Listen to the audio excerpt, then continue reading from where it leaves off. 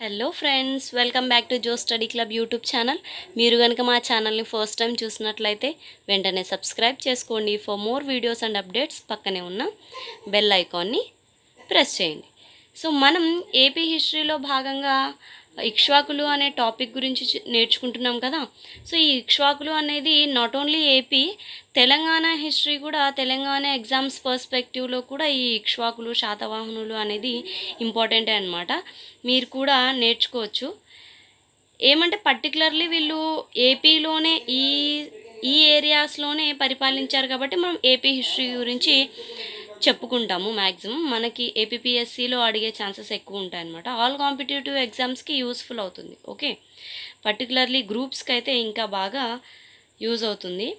So yesterday మనం క్లాస్లో ఏం నేర్చుకున్నాము, వీళ్ళ గురించి ఎలా మనకు తెలిసింది అనేది నేర్చుకున్నాము. అండ్ దెన్ వీళ్ళ రాజధాని, వీళ్ళ మతం, భాష, చిహ్నం, వీళ్ళెవరనేది, వీళ్ళ గురించి తెలిపిన శాసనాల గురించి, నాణాల గురించి, వీటన్నిటి గురించి ఎస్టర్డే క్లాస్లో నేర్చుకున్నాం కదా. గుర్తుందా? గుర్తుపెట్టుకోండి. Very good. సో ఈరోజు క్లాస్లో మనం వీళ్ళ గురించి హైలైట్స్ చూద్దాం. అంటే హైలైట్స్ అంటే ఏంటంటే, ఓకే ఇప్పుడు ఎవరి గురించి అయినా చెప్తే సడన్గా మనం చెప్పేసేయాలి వాళ్ళ గురించి హైలైట్ ఏంటి అని. అంటే ఇప్పుడు నెహ్రూ అనుకోండి, నెహ్రూ అంటే ఫస్ట్ టైం చెప్తాం is the first prime minister of India అని చెప్పేస్తాం కదా. సో అది హైలైట్, ఆయన గురించి అది హైలైట్. అదే కాదు, చాలా ఉన్నాయి. ఇప్పుడు మనం ఆ వైపు కాకుండా ఈ వైపు వద్దాం. ఓకే, ఏపీ హిస్టరీకి వద్దాం. ఓకే, సో అట్లా ఇక్ష్వాకులు అంటూనే మనకు కొన్ని పాయింట్స్ గుర్తొచ్చేసేయాలి. అట్లాంటి హైలైట్స్ చూద్దాం. లైక్ వైజ్ శాతవాహనులు అంటూనే మనకి ఏం గుర్తొస్తుంది? ఏపీలో ఆంధ్ర రాజ్యంలో ఫస్ట్ రాజ్యవంశం ఏది అంటే శాతవాహనులు కదా. అందులో గొప్ప రాజు ఎవరు? శాతవాహనులు అంటూనే గౌతమిపుత్ర శాతకర్ణి, ఆయనకు గుర్తొస్తారు కదా. నాసిక్ శాసనము, ఇవన్నీ. సో ఇట్లా అనమాట. ఇట్లా వీళ్ళు ఇక్ష్వాకులు అంటూనే మనకు ఏం గుర్తొస్తాయి, వీళ్ళ కాంట్రిబ్యూషన్ ఏంటి, వీళ్ళ టైంలో వీళ్ళు ఏమేమి చేశారు అంటే హైలైట్స్. దాని గురించి ఈరోజు మనం క్లాస్లో చూద్దాము. అండ్ దెన్ వీళ్ళ గురించి చెప్పే పురాణాల గురించి, సాహిత్యం గురించి చూద్దాం. ఓకేనా? కొన్ని శాసనాలు కూడా చూద్దాం. Okay, are you ready guys? Okay, let's start. So first మనం ఏం చెప్పుకున్నాము? విజయపురి వీళ్ళ రాజధాని అనుకున్నాం కదా. శ్రీపర్వతం మీద విజయపురి. శ్రీపర్వతం అంటే ఏంటి? ఏమనుకున్నాం? నాగార్జునకొండ అనేది శ్రీపర్వతం. ఆ నాగార్జునకొండ మీద ఒక ప్లేస్, ఒక ఊరు అనుకోండి, అది విజయపురి. దాన్ని వీళ్ళు రాజధానిగా చేసుకుని పరిపాలించారు. సో వీళ్ళ రాజ్యస్థాపకుడు ఎవరని చెప్పుకున్నాం? శ్రీశాంతమూలుడు ఆర్ వాసిష్ఠిపుత్ర శ్రీశాంతమూలుడు అని చెప్పుకున్నాం. హైలైట్స్ వచ్చేసి ఫస్ట్ ఇక్ష్వాకులు అంటూనే మనకు ఫస్ట్ ఏం గుర్తు రావాలంటే, బౌద్ధ మతానికి స్వర్ణయుగం ఏ రాజ్యవంశంలో అంటే ఇక్ష్వాక రాజ్యం. బౌద్ధ మతానికి స్వర్ణయుగం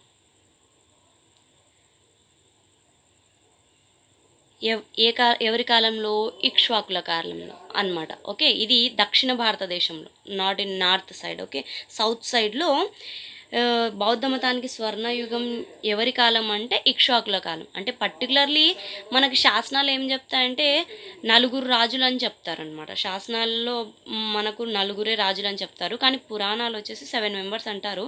కానీ మనకి ఎక్కడ చూసినా నలుగురి పేర్లే దొరుకుతాయి. ఇంకా మిగతా ముగ్గురు ఎవరు అనేది పురాణాలు ఎవరి గురించి చెప్పాయి అనేది మనకి తెలీదు ప్రాపర్గా. కానీ మనకి ఎగ్జామ్ పర్స్పెక్టివ్లో ఏంటంటే పురాణాలు ఎంతమంది రాజులను పేర్కొన్నారు అంటే 7 మెంబర్స్. శాసనాలు ఎంతమంది రాజులు ఉన్నారని చెప్పాయి ఇక్ష్వాకులు అంటే నలుగురు. సో బౌద్ధ మతానికి స్వర్ణయుగము మనం చెప్పుకున్నాం కదా. మీకు ఏమైనా డౌట్ వచ్చిందా? అంటే వీళ్ళ మతం వైదికం కదా మేడం, మళ్ళీ బౌద్ధ మతానికి స్వర్ణయుగం ఏంటి అని ఎస్టర్డే క్లాస్లో చెప్పుకున్నామా? వీళ్ళ మతం వైదికం, కానీ ప్రజాభిమానం పొందిన మతం వచ్చేసి బౌద్ధం అనుకున్నామా? రాజులు ఎవరు పెద్దగా ఆదరించలేదండి. ఉన్న నలుగురు రాజుల్లో ఒక్క రాజు మాత్రమే బౌద్ధ మతానికి స్వర్ణయుగాన్ని తీసుకొచ్చారనమాట. ఆయన ఎవరంటే వీరపురుష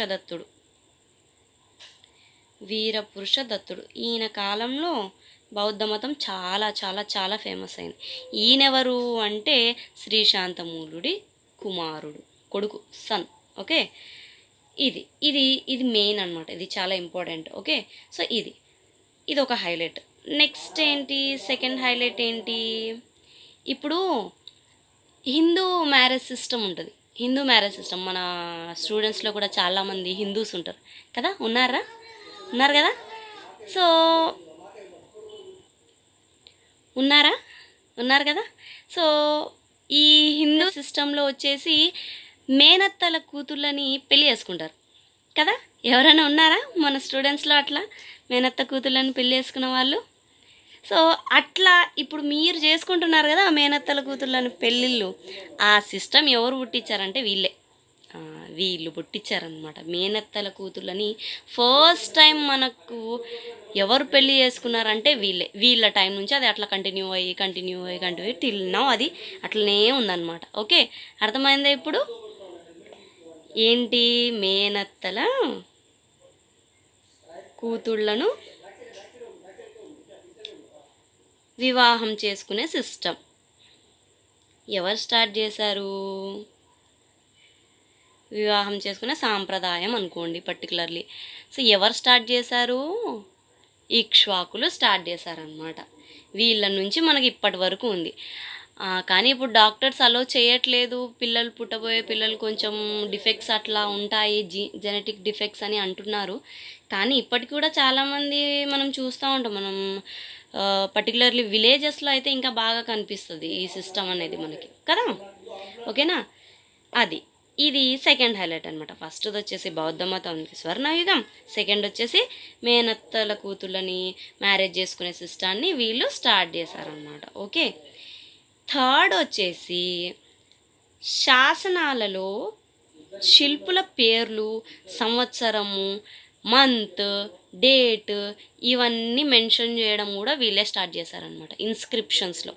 శాసనాలు అంటే ఇన్స్క్రిప్షన్స్ అనమాట. ఓకే, సో శాసనాలు అంటే ఏంటో ఎస్టర్డే చెప్పాను కదా, గుర్తుపెట్టుకోండి. ఆ శాసనాల్లో ఇంతకు ముందు వేసిన శాసనాలు ఇంతకు ముందు కూడా ఉన్నాయి కదా మనకు. నాసిక్ శాసనం ఇట్లాంటివన్నీ శాసనాలు ఉన్నాయి కదా, గుర్తున్నాయి? నాన్నగారి శాసనం శాతవాహనుల్లో. ఆ శాసనాల్లో వాళ్ళు వేశారు, శాతవాహనులు వేశారని చెప్పారు, కానీ ఏ టైంలో వేశారు అనేది పర్టికులర్లీ మెన్షన్ చేయలేదు. అందుకే మనకు చాలా కష్టమైందనమాట. అంటే ఏ టైంలో ఇవి వేశారనేది తెలియనప్పుడు మనకు డిఫికల్టే కదా. ఫర్ సపోజ్ ఎవరిదైనా డైరీ దొరికిందనుకోండి మీకు, ఆ డైరీ డేట్ గీట ఏం లేదు, జస్ట్ నోట్స్ రాసుకున్నట్టు రాశారనుకోండి, అది ఎప్పుడుది, ఎవరు రాశారనేది మనకు అసలు తెలుసుకోలేము కూడా కదా.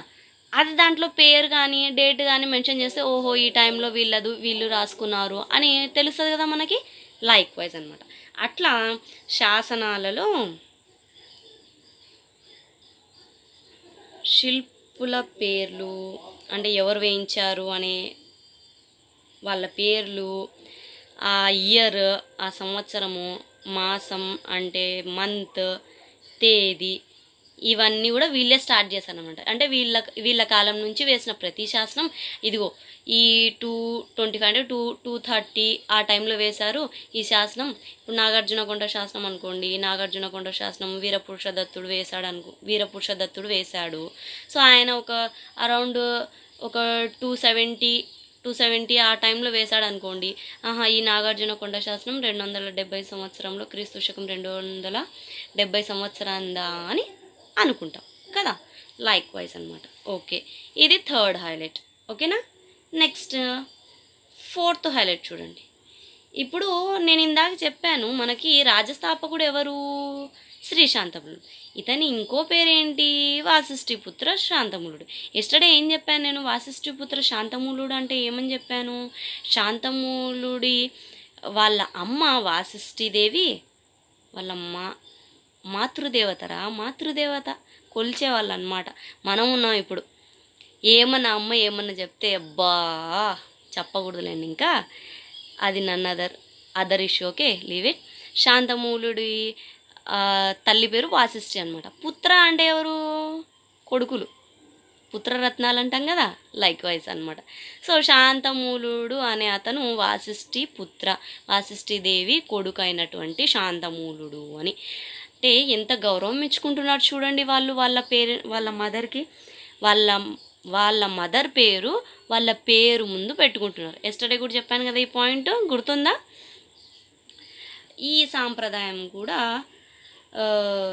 వీళ్ళు కంటిన్యూ చేస్తారు. వీళ్ళే స్టార్ట్ చేస్తారని చెప్పలేము కానీ వీళ్ళు కంటిన్యూ చేస్తారు. అంటే మనకు ఆల్రెడీ శాతవాహనుల్లో కనిపిస్తుంది కదా, గౌతమి పుత్ర శాతకర్ణి కనిపిస్తుంది కదా, లైక్ వైజ్ అనమాట. సో అది ఇంకోటి, ఇది దాన్ని వీళ్ళు కంటిన్యూ చేశారు. ఎందుకంటే తలవారులు వాళ్ళ కింద పనిచేశారు సామంతులు. సో ఆటోమేటిక్లీ కొన్ని అలవాట్లు అట్లనే వచ్చేస్తాయి కదా, అట్లానే ఉంటాయి. తల్లి పేర్లను వీళ్ళ పేర్ల ముందు పెట్టుకునే సిస్టమ్, పెట్టుకునే పద్ధతి ఆర్ సంస్కృతి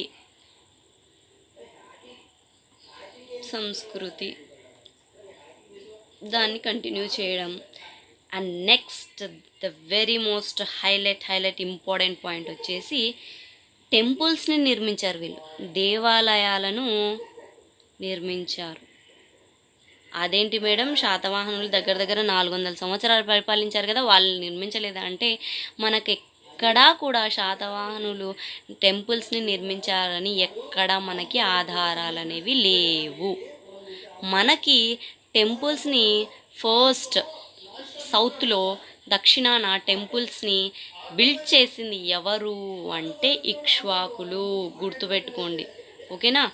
దేవాలయాలను నిర్మించిన మొట్టమొదటి దక్షిణ భారతదేశ రాజ్యం ఏది అని చెప్పి శాతవాహనులు, విష్ణుకుండిలు, ఇక్ష్వాకులు, పల్లవులు అని ఆప్షన్స్ ఇస్తాడు. మీరు ఏం పెడతారు? Very good. ఏం పెడతారమ్మా? ఇక్ష్వాకులు అని పెడతారు. నాకు తెలుసు పెడతారని. ఓకే. నెక్స్ట్ వీళ్ళు ఒక దేవతను కొలిచేవారు అనమాట. పర్టికులర్లీ ఒక దేవతని, ఆమె పేరు ఏంటంటే హారతి. మీ ఇళ్ళల్లో హారతి కాదమ్మా, దేవత పేరు హారతి. ఓకేనా, గాడెస్. ఆ గాడెస్ పేరు హారతి అనమాట. ఈమెని పర్టికులర్గా కొలిచేవాళ్ళు అనమాట. ఈ హారతి అనే దేవతని ఎందుకు కొలిచేవాళ్ళంటే పిల్లల్ని ఈమె కాపాడుతుందని వాళ్ళు నమ్మేవాళ్ళు, పిల్లల్ని సంరక్షిస్తుందని వీళ్ళు బాగా నమ్మేవాళ్ళు అనమాట. ఓకే. పిల్లల్ని సంరక్షించే దేవత ఎవరు అంటే హారతి. ఇక్ష్వాకుల కాలంలో పిల్లల్ని సంరక్షించే దేవత ఎవరు అంటే హారతి అనమాట. ఈమెకి గాజుల్ని కూడా సమర్పించేవాళ్ళు అనమాట. ఇప్పటికి కూడా మనకు ఎక్కడైనా టెంపుల్స్ దగ్గర కానీ పుట్టల దగ్గర కానీ గాజులు పెడుతుంటారు, గాజులు కదా. ఆ సిస్టమ్ ఇక్కడి నుంచే ఇట్లనే కంటిన్యూ అయిందనమాట. ఓకేనా. సో హారతి అనే దేవత పిల్లల్ని రక్షిస్తుందని వీళ్ళు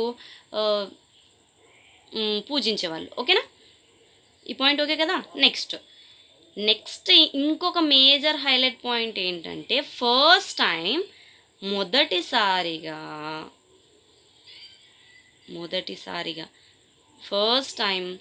సంస్కృతంలో సాంస్క్రిట్లో శాసనాలు వేసింది కూడా వీళ్ళే. ఎవరు వీళ్ళంటే ఇక్ష్వాకులు. సో మొదటిసారిగా సంస్కృతంలో శాసనాలు వేసింది కూడా ఎవరు అంటే మనకి ఇక్ష్వాకులే. అంటే ఇంతకుముందు వేసిన శాసనాలన్నీ ఏ భాషలో ఉన్నాయంటే ఎయిదర్ ప్రాకృతం ఆర్ పాళీ, ఈ 2 భాషల్లో ఉండేవన్నమాట. కానీ వీళ్ళ టైంకి వచ్చేసరికి, అంటే వీళ్ళ టైంలో కూడా ఉన్నాయి ప్రాకృత భాషలో కొన్ని శాసనాలు ఉన్నాయి, పాలి భాషలో కొన్ని శాసనాలు ఉన్నాయి. కానీ పర్టికులర్లీ వీళ్ళ టైంలో కూడా ఫస్ట్ సంస్కృత శాసనం అనేది వీళ్ళ టైంలోనే మనకి వచ్చిందనమాట. పర్టికులర్లీ యెహువల శాంతమూలుడు వేశాడనమాట. ఎవరు? యెహువల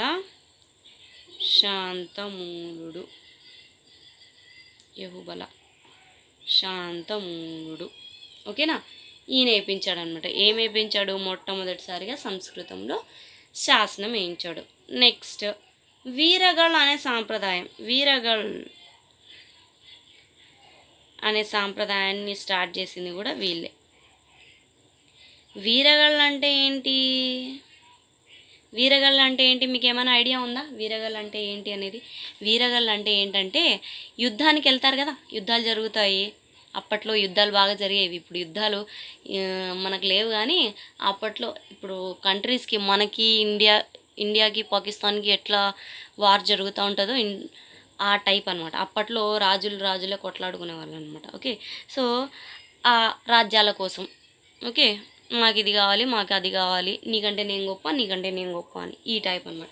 సో అట్లా యుద్ధాలకు వెళ్తారు కదా, ఆ యుద్ధంలో చనిపోతారు కదా సోల్జర్స్, చనిపోతారు కదా, వాళ్ళకి వీళ్ళు ఏం చేస్తారంటే ఒక ఏమంటారు, ఒక కట్టడం నిర్మిస్తారనమాట. వాళ్ళకి ఒక కట్టడాన్ని నిర్మిస్తారు యుద్ధంలో శిల్పం, పర్టికులర్లీ శిల్పం అనుకోండి, శిల్పాలు నిర్మిస్తారనమాట. ఆ శిల్పాలు నిర్మించి వాళ్ళకి దానికి పూజలు చేస్తారనమాట. దాన్ని వీరగల్ వాళ్ళని, ఆ శిల్పాలని వీరగల్స్ అంటారు. అంటే యుద్ధంలో చనిపోయిన ప్రతి సోల్జర్ని వీరగల్స్ అంటారు అనమాట. సో ఆ వీరగల్స్కి శిల్పాలు ప్రతిష్ఠించి పూజ చేసి ఇవన్నీ చేసే సాంప్రదాయాన్ని వీరగల్ సాంప్రదాయం అంటారు. ఈ సాంప్రదాయాన్ని కూడా వీళ్ళే మనకి స్టార్ట్ చేశారనమాట. వీళ్ళంటే ఎవరు? ఇక్ష్వాకులు. మనం మేజర్ పాయింట్ మిస్ అవ్వకూడదు, ఓకేనా. నెక్స్ట్ ఇంకోటి ఏంటంటే, ఇదంతా బాగానే ఉంది కానీ ఇదే మనకు బాగాలేదన్నమాట. ఏంటి అంటే నిర్బంధ సతీ సహగమనం. సతీ సహగమనం, సతీ సహగమనం అనే తెలుసు కదా మీకు. ఈ ఆచారం ఏంటి? సతీ సహగమనం అంటే ఏంటి? భర్త చనిపోతే ఆ భార్య ఉంటుంది కదా, ఆ భర్తకి చెందిన భార్య ఉంటుంది కదా, ఇంకా భర్త చనిపోయాడు, నువ్వు ఇంకా ఎందుకు పనికిరావు, నువ్వు వేస్ట్, ఇంకా నీ మొగుడే పోయాడు, నువ్వేం చేస్తావు ఇక్కడ ఉండి అని చెప్పేసి ఆయనని కాల్చితే ఆ మంటల్లో ఈమెను వేసి కాల్చేసేవాళ్ళు. లేదంటే ఆయన్ని పూడ్చిపెడితే ఈమెను కూడా దాంతోపాటు పూడ్చేసేవాళ్ళు అనమాట. చాలా అనుకుంటుంటేనే ఎట్లనో ఉంది కదా. ఇప్పుడైతేనా అలా ఇలా ఆ చట్టం ఈ చట్టం అని చెప్పేసి రఫ్ అండ్ టఫ్ ఆడేసుకుంటాం కదా, బట్ అప్పట్లో ఉండింది ఇది. కానీ దీన్ని మీకు ఐడియా ఉందా? సతీసహగమనం ఈ దురాచారాన్ని ఎవరు రూపుమాపారనేది ఐడియా ఉందా? ఫేమస్ పర్సన్ అమ్మ. ఆయన ఎవరనేది, సతీసహగమన చట్టం ఎప్పుడు వచ్చిందనేది, అండ్ ఆ చట్టాన్ని ఎవరి వల్ల మనకు వచ్చింది అనేది మీరు నాకు కామెంట్ సెక్షన్లో కామెంట్ చేయండి. కామెంట్ చేస్తారు కదా, చేస్తారు. I know you very well, చేస్తారు. వెరీ గుడ్, ఓకేనా. ఇవి హైలైట్స్ అనమాట. ఓకే, ఏంటి? బౌద్ధ మతానికి స్వర్ణయుగం, మేనత్తల కూతుళ్ళని వివాహం చేసుకునే సిస్టమ్, శాసనాలలో శిల్పుల పేర్లు, సంవత్సరం, మంత్, మాసం, తేదీ ఇవన్నీ వేసే సిస్టమ్, తల్లి పేర్లను వీళ్ళ పేర్ల ముందు పెట్టుకునే సంస్కృతి, దేవాలయాలను నిర్మించింది. ఇది చాలా ఇంపార్టెంట్. ఓకే, దేవాలయాలను నిర్మించింది. అండ్ హారతి అనే దేవత పిల్లల్ని కాపాడుతుందని పూజించే పద్ధతి. అండ్ ఫస్ట్ టైం, ఇది కూడా చాలా ఇంపార్టెంట్, ఫస్ట్ టైం సంస్కృతంలో శాసనాలు వేయించింది కూడా ఇక్ష్వాకులే అని తెలుస్తుంది. అండ్ దెన్ వీరగల్ అనే సాంప్రదాయాన్ని వీళ్ళు స్టార్ట్ చేశారని, అండ్ నెక్స్ట్ నిర్బంధ సతీ సహగమనం అనే ఆచారాన్ని వీళ్ళు ఫాలో చేశారనమాట. అంటే అప్పట్లో రాజుకు ఒక భార్య ఉంటే ఒక భార్య, ఇద్దరు, ముగ్గురు ఉంటే ముగ్గురు, ఎవరైనా కానీ చచ్చిపోయాడు రాజు అంటే వాళ్ళతో పాటు రాణులు కూడా చచ్చిపోతారు. ఓకే, అర్థమైందా పాయింట్? సో ఈ ఆచారం ఇక్కడ నుంచే స్టార్ట్ అయిందనమాట. ఓకేనా. ఇది వీళ్ళ హైలైట్స్ అనమాట. ఇప్పుడు వీళ్ళ గురించి చెప్పే శాసనాలేంటి, పురాణాలేంటి, సాహిత్యం ఏంటి, దాని గురించి చూద్దాం. నాణ్యాలు అంటే మనకేం కనిపించవు, దాంట్లో మనకి వాళ్ళ రాజచిహ్నం కానీ, లేకపోతే వాళ్ళు విరివిగా ఏ లోహం, లెడ్ యూస్ చేశారు, వీళ్ళు ఏ లోహం యూస్ చేశారనేది మనకు తెలుస్తుంది అంతే. దాని నుంచి మనకు నాణ్యాల్లో ఏం తెలియదు అనమాట. వీళ్ళవి నాణ్యాలు అని చెప్పడం తప్ప వేరేది ఏమీ తెలియదు. Okay, let's come to the point. Okay, శాసనాల గురించి చూద్దామా ఇప్పుడు? ఓకే, ఫస్ట్ వచ్చేసి నాగార్జునకొండ శాసనం. చెప్పాను కదా, నాగార్జునకొండ శాసనం చాలా ఇంపార్టెంట్. వీళ్ళ టైంలోని ఎవరు వేశారని చెప్పాను ఇందాక, వీరపురుషదత్తుడు. ఎవరి వీరపురుషదత్తుడు? శ్రీశాంతమూలుడి కుమారుడు. ఓకే, సో ఈయన వేశాడు. ఓకే, మనకి ఏం చెప్తుంది ఈ శాసనంలో, ఏం రాశారు, దాంట్లో ఏముంది? అది ప్రాకృత భాషలో ఉంటుంది, మనకు ప్రాకృతం రాదు. ఏం రాశారంటే మనం ఇట్లా బుక్స్ చదివి నేర్చుకోవాలన్నమాట. ఏముంది దాంట్లో ఏముందంటే, ఈ రాజ్యాన్ని, ఇక్ష్వాక రాజ్యాన్ని స్థాపించింది శాంతమూలుడు అని, ఈ రాజ్య స్థాపన గురించి మనకి ఈ శాసనంలో ఉంది. శాంతమూలుడు ఇక్ష్వాక రాజ్యాన్ని స్థాపించాడు అని ఈ నాగార్జునకొండ శాసనంలో ఉంది. ఇంకా చాలా ఉన్నాయి దీంట్లో, మనం ఇంకా ఈ శాసనంలో ఇంకా చాలా ఉన్నాయి. అవి ఇంకా క్లాసెస్ పోతూ పోతూ ఉంటే మీరు నేర్చుకుంటారు. మనకి ఇక్కడ ఇది వీళ్ళ రాజ్యం గురించి డిస్కస్ చేస్తున్నాం కాబట్టి ఇది ఇంపార్టెంట్. సో ఇది గుర్తుపెట్టుకోండి.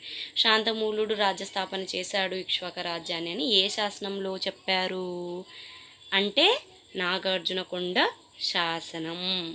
ఓకే, నెక్స్ట్ చూడండి,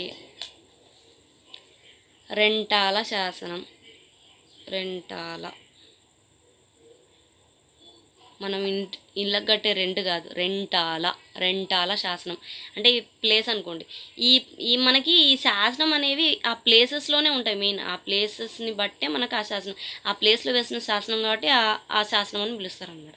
రెంటాల అనే ప్లేస్లో వేసిన శాసనం, సో రెంటాల శాసనం ఈ లైక్ వైజ్ అనమాట. ఓకే, సో ఈ శాసనంలో ఏముంది అంటే ఈ శాసనము ఈ శాంతమూలుని ఏమని చెప్తుందంటే శ్రీ శాంతమూలుడు అని చెప్తుంది.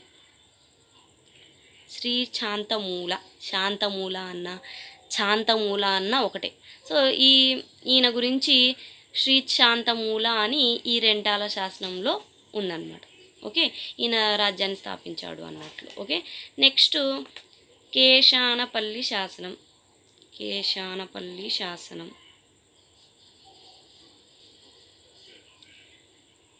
ఇదేంటంటే కేశానపల్లి అనే ప్లేస్లో బౌద్ధ స్తూపం పైన ఉందన్నమాట ఈ శాసనం. ఒక బౌద్ధ స్తూపాన్ని నిర్మించారు.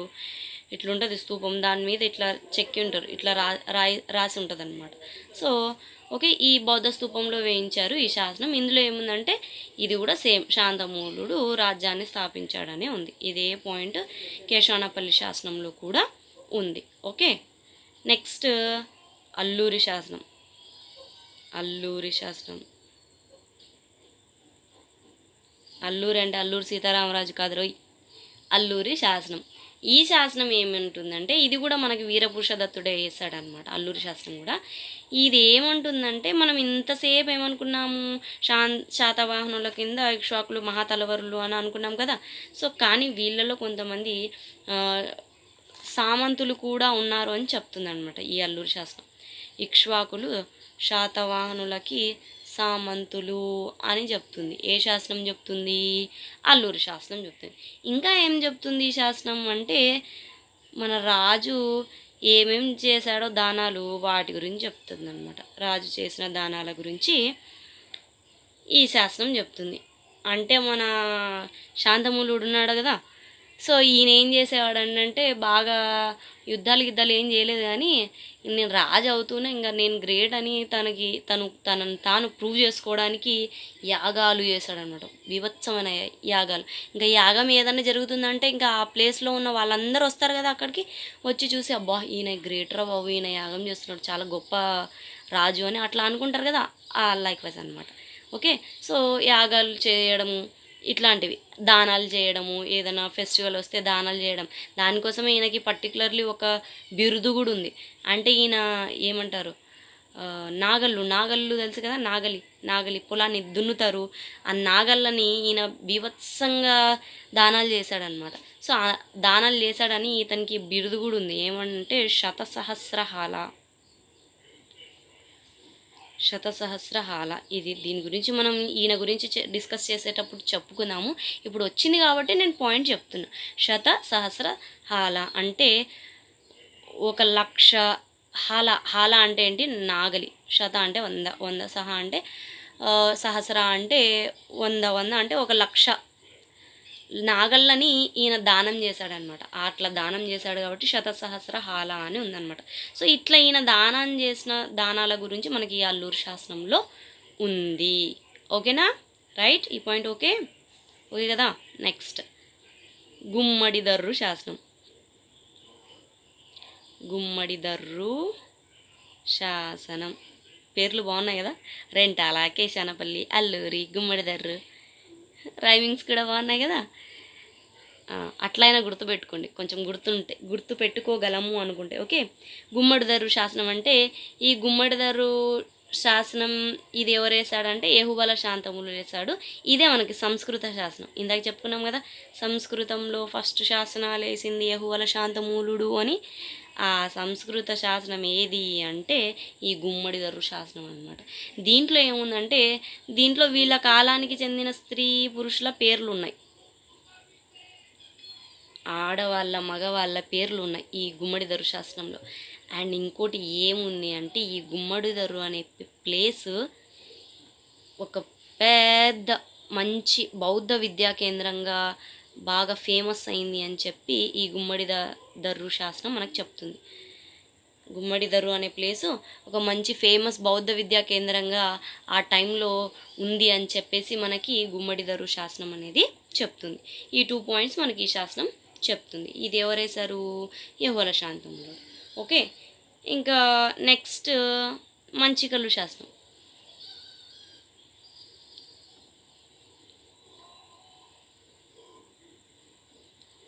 మంచికల్లు శాసనం. ఈ మంచికల్లు శాసనం అనేది ఇప్పటి వరకు మనం చూసిన శాసనాలన్నీ ఈ ఇక్ష్వాకుల రాజుల్లో ఎవరో ఒకరు వేశారు. తండ్రో కొడుకో మనవడో ఇట్లా లైక్ వైజ్ ఎవరో ఒకరు వేశారు. కానీ ఈ మంచికల్లు శాసనం అనేది వీళ్ళు వేసింది కాదు. ఈ మంచికల్లు శాసనం అనేది పల్లవులు వేశారు. పల్లవులు ఎవరు? వీళ్ళ శత్రువులు. వీళ్ళని ఓడించింది వాళ్ళే. వీళ్ళ పతనానికి కారణమైంది కూడా పల్లవులే, గుర్తుపెట్టుకోండి. ఈ మంచికల్లు శాసనం ఎవరేశారు అంటే ఈ పల్లవులే వేశారనమాట. ఎవరేశారు? పల్లవులే వేశారు. ఏముంది ఈ మంచికల్లు శాసనంలో అంటే ఇది ఎవరు వేశారంటే పల్లవరాజు అయిన సింహవర్మ, పల్లవ రాజ్య స్థాపకుడు ఈయన. అంటే ఈయన్ని వీళ్ళ రాజుల్లో లాస్ట్ రాజు ఉంటాడు కదా, రుద్రపురుషదత్తుడు అనమాట. ఆయన ఓడించేస్తాడు ఈయన సింహవర్మ. సో ఆయన్ని ఓడిస్తే అక్కడికి ఇక్ష్వాకు డినాసిటీ ఫినిష్ అయిపోతుంది. అక్కడి నుంచి వీళ్ళు స్టార్ట్ అవుతారనమాట. వీళ్ళ డినాసిటీ ఏది? పల్లవ డినాసిటీ. సో దీన్ని ఇంకా ఆటోమేటిక్గా ఎవరు స్థాపించినట్టు? సింహవర్మనే కదా అదే అనమాట. సో ఈ సింహవర్మనే ఈ మంచికల్లు శాసనం వేశాడు. దీంట్లో ఏముందంటే ఇందాక చెప్పాను కదా రుద్రపురుషదత్తుడు అని. రుద్రపురుషదత్తుడు ఈ సింహవర్మ చేతిలో యుద్ధాన్ని ఓడిపోయాడు అని చెప్పేసి మనకి మంచికల్లు శాసనం చెప్తుంది. అంటే వీళ్ళ శాసనం కాకపోయినా మనం దీని గురించి ఎందుకు చెప్తున్నామంటే ఈ ఇక్ష్వాకుల పతనం గురించి మనకి ఈ శాసనంలో ఉంది కాబట్టి ఈ రాజులలో చివరి రాజైన రుద్రపురుషుడి గురించి ఉంది కాబట్టి మనం ఈ శాసనం గురించి చదువుతాము. నెక్స్ట్ ఈ పాయింట్ ఓకే కదా. నెక్స్ట్ మైదవోలు శాసనం. మైదవోలు శాసనం. ఈ శాసనం కూడా వీళ్ళది కాదు, ఇది కూడా పల్లవ శాసనమే. పల్లవుల ఈ సింహవర్మ అని చెప్పాను కదా ఇందాక, ఈయనే రుద్రపురుషదత్తుని ఓడించి ఇక్ష్వాక డినాసిటీని అక్కడికి ఫినిష్ చేసేసాడని చెప్పాను కదా. సో ఈ సింహవర్మ కొడుకు శివస్కందవర్మ.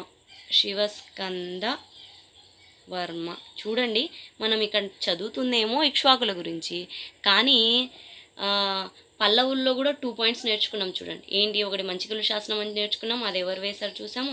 మైదవోలు శాసనం అది ఎవరు వేశారో చూస్తున్నాం, దాంట్లో ఏముంది అనేది కూడా చూస్తున్నాం కదా. ఇట్లా కనెక్ట్ చేసుకుంటూ చదివితే మనకు బాగా గుర్తుంటుంది అనమాట. ఓకే, మనం నెక్స్ట్ పల్లవ డినాసిటీ గురించి చెప్పుకునేటప్పుడు ఈ 2 శాసనాల గురించి నేను అడుగుతాను. ఓకేనా. శివస్కందవర్మ వేశాడు. దీంట్లో ఏముంది? ఈ మైదవోలు శాసనంలో ఏముందంటే ఏం లేదు, ఇదే ఉంది, ఇక్ష్వాకుల పతనం గురించి ఉంది. మా నాన్న గొప్ప సింహవర్మ ఇక్ష్వాకులను ఓడించి మా రాజ్యాన్ని, పల్లవ రాజ్యాన్ని స్థాపించాడు అని ఉందన్నమాట. ఓకేనా. ఇవి శాసనాలు. ఇప్పుడు పురాణాలు చూద్దామా. పురాణాల్లో మనకి మత్స్యపురాణం మనకి ఏం చెప్తుంది? మత్స్యపురాణం మనకు శాతవాహనుల్లో కూడా వచ్చింది కదా. ఏమని చెప్పింది మత్స్యపురాణం మనకి? శాతవాహనులు ఆంధ్రభృత్యులు అని చెప్పింది కదా. అట్లనే ఇదే మత్స్యపురాణం మనకి ఇక్కడ ఏం చెప్పిందంటే ఇక్ష్వాకులు శ్రీపర్వతీయులు అని చెప్పింది. శ్రీపర్వతీయ ఆంధ్రులు అని చెప్పింది. శ్రీపర్వతీయ ఆంధ్రులు అని చెప్పింది. అంటే వీళ్ళు ఉండేది ఎక్కడ? శ్రీపర్వతం మీద కదా. సో వీళ్ళెవరు? ఆంధ్రులు. సో అందుకని మనకేం చెప్తుంది మత్స్యపురాణం? శ్రీపర్వతీయ ఆంధ్రులు ఇక్ష్వాకులు అని చెప్తుంది. ఓకేనా. అండ్ ఇంకేం చెప్తుందంటే వీళ్ళు 75 సంవత్సరాలు పరిపాలించారు అని చెప్తుంది. ఎవరు? ఈ మత్స్యపురాణం చెప్తుంది. అండ్ ఏం చెప్తుంది ఈ పురాణం అంటే వీళ్ళు ఇక్ష్వాకులు 7 రాజులు అని చెప్తుంది. కానీ మనకి ఈ శాసనాల్లో ఎంతమంది? 4 రాజులు. ఓకేనా. ఇందాక చెప్పుకున్నాం కదా, ఏమేమి చెప్పుకున్నాము. శాంతమూలుడు రాజ్యస్థాపకుడు అని చెప్పుకున్నాను. ఆయన కొడుకు వీరపురుషదత్తుడు, ఆయన వచ్చేసి శాతవాహనుల్లోనే గొప్పవాడు అనమాట. ఉన్న 4 రాజుల్లో ఆయన గొప్పవాడు. నెక్స్ట్ యెహువల శాంతమూలుడు సంస్కృత శాసనాన్ని వేసాడని చెప్పాను కదా, ఆయన థర్డ్ అనమాట. ఆయన వీరపురుషదత్తుని కొడుకు.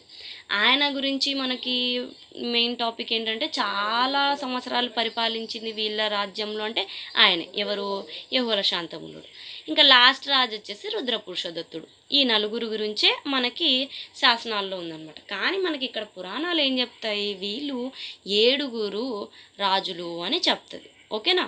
మనకు మిగతా 3 ఎవరు అనేది మనకు తెలీదు. ఓకే, తెలియని దాన్ని అట్లనే పెడదాం, తవ్వద్దు. ఓకేనా? ఈ పాయింట్ ఓకే కదా. నెక్స్ట్, యాక్చువల్లీ మనకి ఇతిహాసాలు కూడా ఉన్నాయి. ఇతిహాసాలు ఏమని చెప్తాయంటే వీళ్ళు అయోధ్య అంటే నార్త్ సైడ్ అయోధ్య వీళ్ళు చెప్పుకున్నారు కదా, రాముడి వంశస్థులం మేము, క్షత్రియులం మేమని చెప్పుకున్నారు కదా. సో అట్లా ఏముంటాయంటే ఇతిహాసాలు, అయోధ్య, కోసల, సాకేత అనే అంటే ఇవన్నీ ఇవి జనపదాలు అనమాట. ఎక్కడ ఉన్నాయంటే ఈ జనపదాలు గంగా నది రివర్ ఉంది కదా, ఆ గంగా రివర్ పై భాగాన ఉన్నాయన్నమాట ఈ జనపదాలు. అయోధ్య, కోసల, సాకేత ఈ జనపదాలని ఈ ఇక్ష్వాకులే రూల్ చేశారు అని చెప్పి మనకి ఇతిహాసాలు చెప్తాయి అనమాట. అవి పెద్ద ఇంపార్టెంట్ కాదు, నేను మీకు చెప్తున్నాను జస్ట్. ఇతిహాసాలు అంటే ఫ్యాంటసీ కట్టుకథలు అన్నట్టు. ఓకేనా? దాని గురించి మనకి ఎక్కడ ప్రూఫ్స్ దొరకవు. ఓకేనా? అదనమాట. ఇందాక మనం చెప్పుకున్నట్టు కూడా క్షత్రియులు మేము రఘువంశీయులం అని వీళ్ళు చెప్పుకున్నారు, కానీ మనకి ఎక్కడ ప్రూఫ్స్ దొరకలేదు. ఓకేనా? నెక్స్ట్, ఇది మత్స్య పురాణం. వాయు పురాణం ఏం చెప్తుందో చూద్దాం. వాయు పురాణం ఏం చెప్తుంది? ఇది ఏం చెప్తుందంటే ఇక్ష్వాకులు ఎవరనే దాని గురించి చెప్తుంది. అంటే మను అనే రాజు, ఆ రాజుకి 9 మంది కొడుకులు. ఆ కొడుకుల్లో ఒకడు ఇక్ష్వాకు. ఆ 9 మంది కొడుకుల్లో ఒకడు ఇక్ష్వాకు ఈ రాజ్యాన్ని స్థాపించాడు. వీళ్ళ తదనంతరం ఈయన ఇక్ష్వాకు తదనంతరం వీళ్ళు ఏం చేశారంటే దక్షిణాపథం అంటే సౌత్ సైడ్కి వచ్చి అస్సక, ములక అనే రాజ్యాలు స్థాపించారని చెప్పుకుంటారు. అస్సక, ములక రాజ్యాల గురించి మీరు ప్రీవియస్ క్లాస్లో వినే ఉంటారు ఐ థింక్. ఓకే, ఇదన్నమాట. ఇది ఈ వాయు పురాణం చెప్తుంది. ఆ తర్వాత అస్సక, ములక రాజ్యాలే మనకు కాలచక్రం తిరుగుతున్న కొద్దీ వీళ్ళు శాతవాహనుల కింద సామంతులు తలవరులుగా పనిచేసి అట్లా రాజ్యాన్ని స్థాపించారు అని చెప్తుంది. ఇది పురాణాలు. నెక్స్ట్ సాహిత్యం చూద్దాము. సాహిత్యం చెప్పేసి మనం క్లాస్ని ఇంతతో స్టాప్ చేద్దాము. ఓకేనా?